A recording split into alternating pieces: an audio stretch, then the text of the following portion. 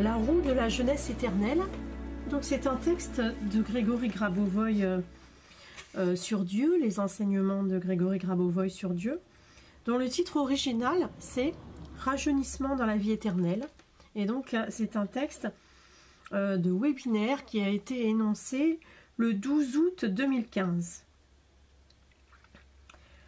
Alors je ne vais pas vous relire le texte en détail, surtout le début, parce que il est relativement simple à lire, et vous trouverez également des extraits de la lecture dans les vidéos en live que j'ai déjà tournées. Donc je vais passer directement aux exercices, et donc je vous invite à vous mettre dans un état de concentration afin de visualiser, d'informer votre corps physique, vos cellules, votre champ électromagnétique, votre âme et bien sûr votre conscience, puisque l'âme est déjà informée, et donc à prendre vraiment ces exercices comme du contrôle prévisionnel. Donc on va y revenir dans le descriptif de cet exercice 1.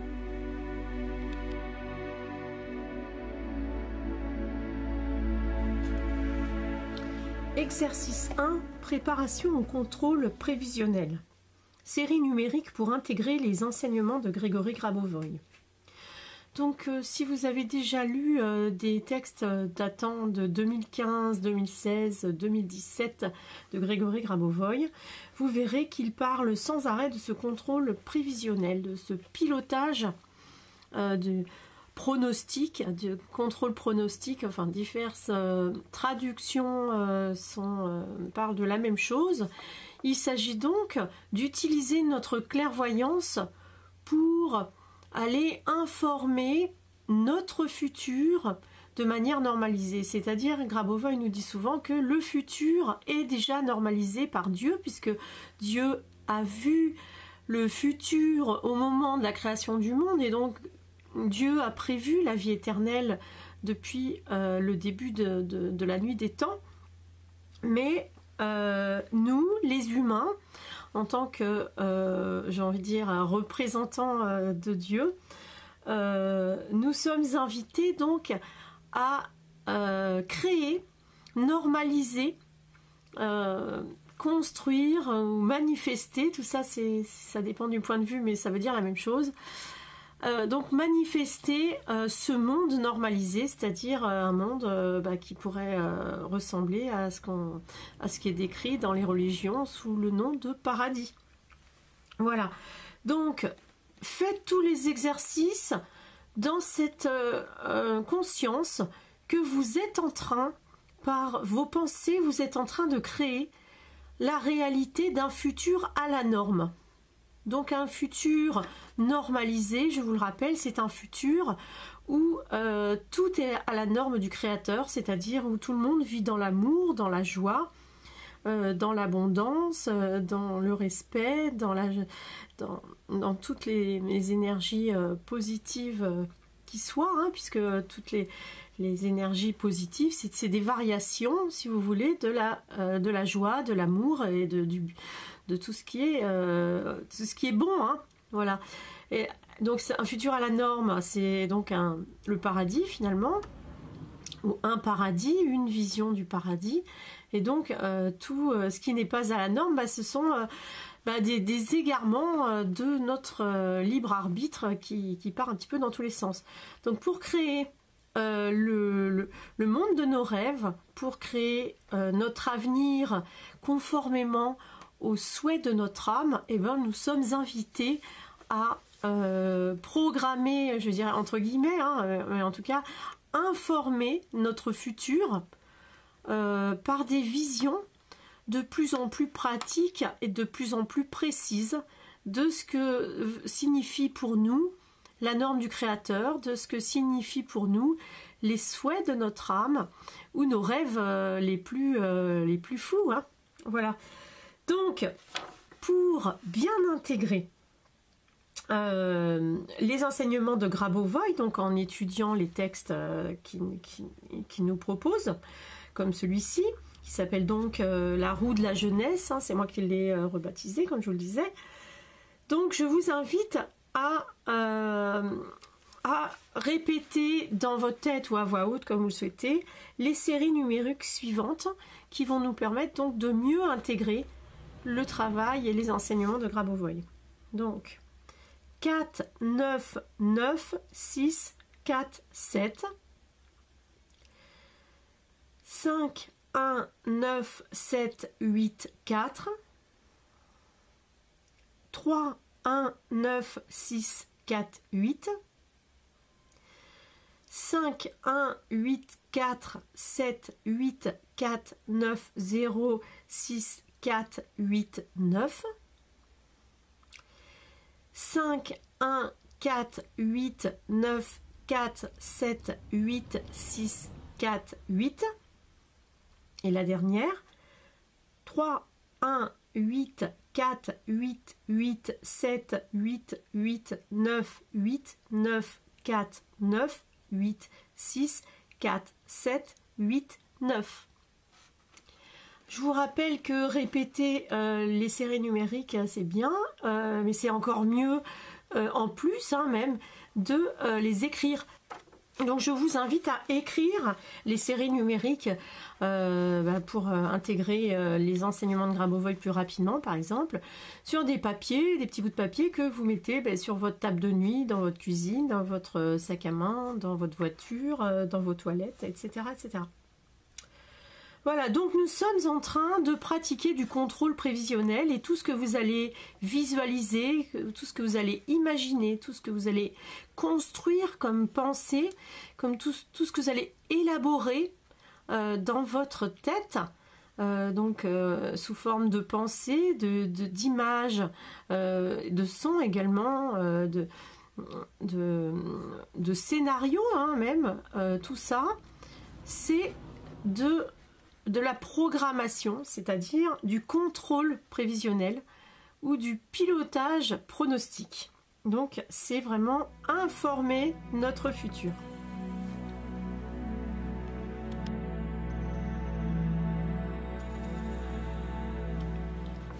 Exercice 2, définir clairement l'objectif de rajeunissement. Donc là, oui, c'est très important de vous demander, vous, personnellement, ce que signifie pour vous rajeunir, parce qu'on n'a pas tous les mêmes objectifs de rajeunissement. Certaines personnes vont avoir des objectifs plus, on va dire, corporels ou physiques, notamment au niveau de la guérison, au niveau de l'équilibre du corps physique afin qu'il ne dégénère pas. Donc vous allez avoir des objectifs de régénération. On en a tous. À partir de 40 ans, on commence tous à avoir des objectifs de régénération, ne serait-ce que pour les dents, pour les cheveux, de même des choses, voilà, des critères de dégénération qui sont habituels, et j'ai envie de dire même encore plus pour ces critères habituels, parce que toutes ces choses normales entre guillemets de vieillissement, elles sont renforcées par la conscience collective, donc c'est encore plus difficile à normaliser que quelque chose qui ne vous touche que vous-même. Donc soyez clair. Vous pouvez peut-être arrêter la vidéo pour noter. Je vous invite vraiment à faire des listes, à noter quel est l'objectif de votre rajeunissement. Qu'est-ce que ça signifie pour vous rajeunir? Donc comme je vous le disais, il y a le rajeunissement du corps, mais il y a également le rajeunissement de l'esprit, du caractère. Le rajeunissement du caractère, c'est-à-dire trouver les qualités inhérentes à la jeunesse. On en a déjà parlé dans les autres textes. Là, ce qui me vient tout de suite à l'esprit, c'est l'adaptabilité de la jeunesse, la flexibilité.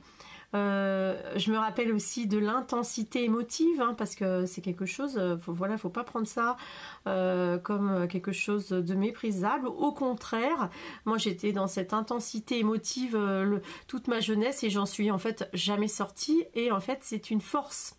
Donc vous voyez à quel point des fois dans notre société il y a des idées limitantes qui vous ont stigmatisé sur un caractère propre à la jeunesse, comme par exemple cette intensité émotive qu'on trouve facilement chez les jeunes. C'est de conserver ça au fur et à mesure des années, c'est un bienfait, c'est quelque chose qui va vous soutenir et va vous aider à rajeunir. Voilà, donc rajeunir, c'est également faire des projets comme une personne jeune. C'est-à-dire, vous oubliez, on va en parler, mais il en parle Grabovoi dans ce texte, justement en détail, vous oubliez les histoires de retraite, parce que dans le rajeunissement, je vous rappelle que là, en 2015, Grabovoi, la vie éternelle, maintenant, c'est quelque chose d'acquis et d'évident. Donc, il faut s'imaginer rajeuni et vivant éternellement. Donc forcément, si vous commencez à ressembler à quelqu'un de 35 ans, il va falloir avoir une vie d'une personne de cet âge-là. Et donc, vous allez avoir de toute manière l'énergie pour cela. Et il va falloir se remettre dans une activité professionnelle. Ça ne veut pas dire quelque chose d'épuisant, bien sûr, mais disons que il faut oublier dans la vie éternelle les retraites, les systèmes de retraite avec les avantages que cela comporte, bien sûr, même si ces avantages, on comprend qu'une personne qui vieillit, qui tombe malade, elle est bien contente d'avoir une retraite pour pouvoir se reposer parce qu'elle est fatiguée, parce qu'elle souffre. Mais là, dans la vie éternelle, vous serez normalisé. Donc, il n'y a plus personne qui souffre, il n'y a plus personne qui s'épuise et qui reste fatigué pendant des mois, parce que nous sommes dans un monde normalisé. Et donc, une personne jeune, l'état d'esprit d'une personne jeune, c'est une personne qui a un rôle dans la société et qui exprime à travers sa profession ce qu'il aime faire et ce qu'il est capable de faire et ce qu'il a envie de faire pour la société et pour les autres sur la Terre. Voilà, donc je vous invite à bien éclaircir pour vous-même cet objectif de rajeunissement.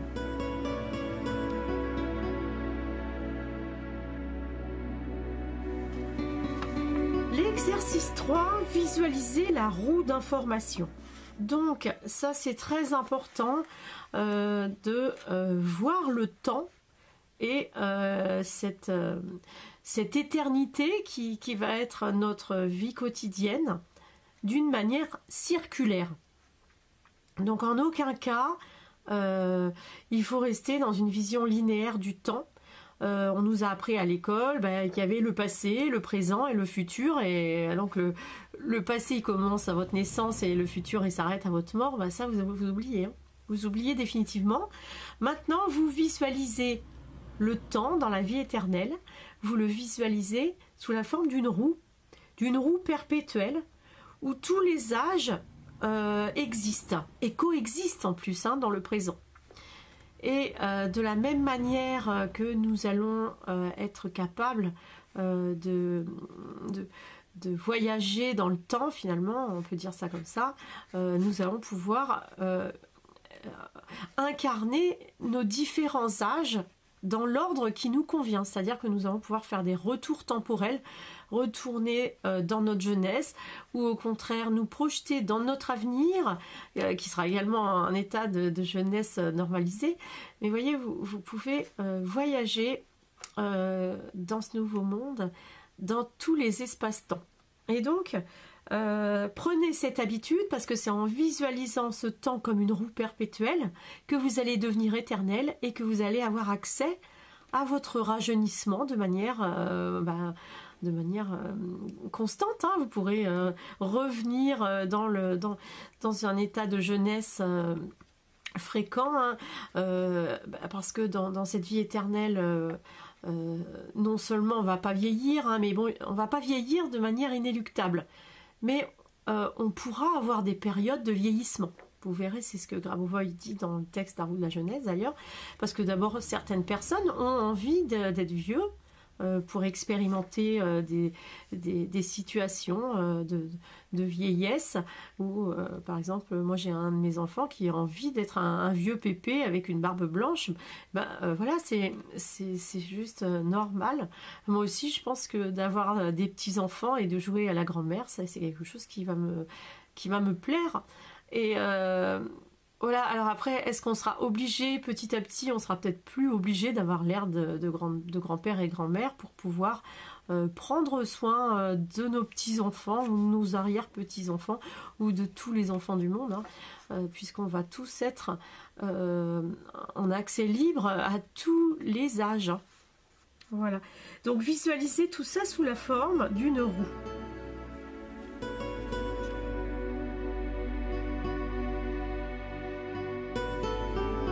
Donc l'exercice 4 s'appelle « Changer la structure du temps pour se caler sur l'âge souhaité ».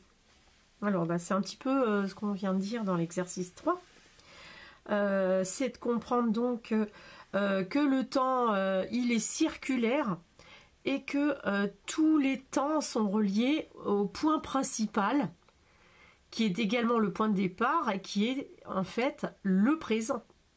C'est-à-dire que la vie éternelle, le temps continue à s'écouler si vous voulez, mais il y a cette conscience d'un éternel présent où tout est possible à chaque instant. On peut faire des retours temporels, mais voilà, tout en étant dans le présent. Alors tout ça, comment ça va s'orchestrer de manière pratique et au niveau collectif, c'est à nous de l'inventer, à nous de l'imaginer, à nous de réfléchir comment on va faire pour faire cohabiter tous ces humains qui vont voyager dans le temps. Ça va être très intéressant. Moi, c'est vraiment des idées comme ça qui me font rêver et qui me font étudier les enseignements de Grégory Grabovoy avec intensité, avec régularité, comme ça. Donc, je vous invite bien sûr à étudier les textes de Grabovoy. Et donc, prenez cette habitude d'avoir une structure du temps qui est atemporelle, hein. C'est-à-dire que oui, le temps qui passe avec le passé, le présent et l'avenir, c'est aussi une réalité, hein. Mais si vous voulez, on va pouvoir s'en extraire. C'est ça qui est important, c'est cette réalité du temps qui passe et du temps et de l'espace d'ailleurs, hein. C'est quelque chose qui a permis et qui permet encore et qui permettra encore de fonctionner dans la matière, dans la manifestation. Mais on va pouvoir, comme Dieu le fait, s'extraire du monde matériel pour modifier des choses, pour faire des retours temporels, enfin pour faire tout un tas de choses que pour l'instant on ne sait même pas qu'on peut le faire. Voilà, donc changer la structure du temps. Grabovoy dit changer la structure du temps afin d'obtenir le rajeunissement que vous souhaitez au niveau de l'âme. Donc ça c'est important. L'âme, quel est le niveau de rajeunissement au niveau de votre âme? Donc je vous invite dès maintenant à vous placer au niveau de votre âme.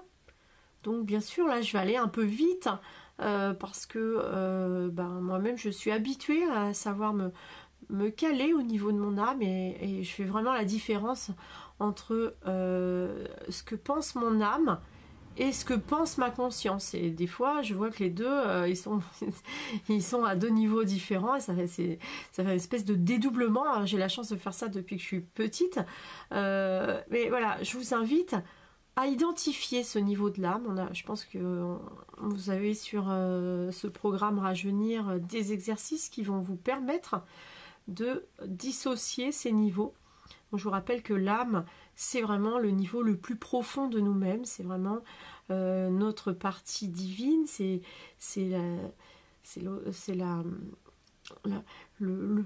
envie de dire le noyau de qui nous sommes. Et sachez également que le corps physique fait partie de l'âme. Et donc ce qui exprime votre corps physique, eh bien à travers sa santé, à travers son état visuel, etc., c'est des messages de votre âme. Voilà. Donc prenez l'habitude, si vous arrivez à communiquer avec votre âme, vous ne tomberez plus jamais malade. C'est-à-dire, vous saurez quand votre âme vous suggère quelque chose, hein, cette petite voix intérieure, c'est ce que j'appelle l'âme. Et on peut reconnaître ce niveau de l'âme parce que l'âme, elle est toujours dans la bienveillance et l'amour pour tout ce qui est, à commencer par vous, bien sûr, puisque vous êtes, c'est vous-même, mais elle est aussi dans cette conscience d'être reliée à chaque instant avec tout ce qui est. Donc votre âme, jamais elle ne se permettrait de faire du tort à quelqu'un.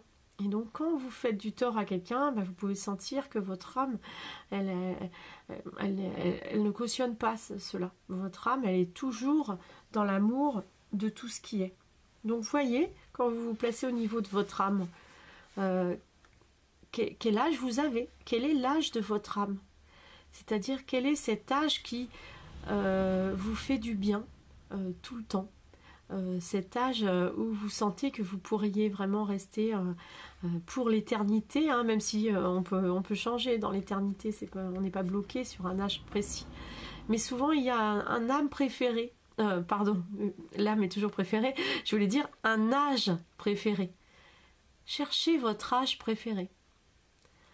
Donc forcément c'est un âge confortable, c'est un âge qui est agréable et qui est vraiment en accord avec votre raison d'être sur Terre. Donc voyez quel est votre âge idéal, votre âge préféré au niveau de l'âme. Et voilà, en sachant l'âge de votre âme, l'âge que souhaite votre âme, eh bien vous avez là un accès très important à votre intérieur et à votre profondeur.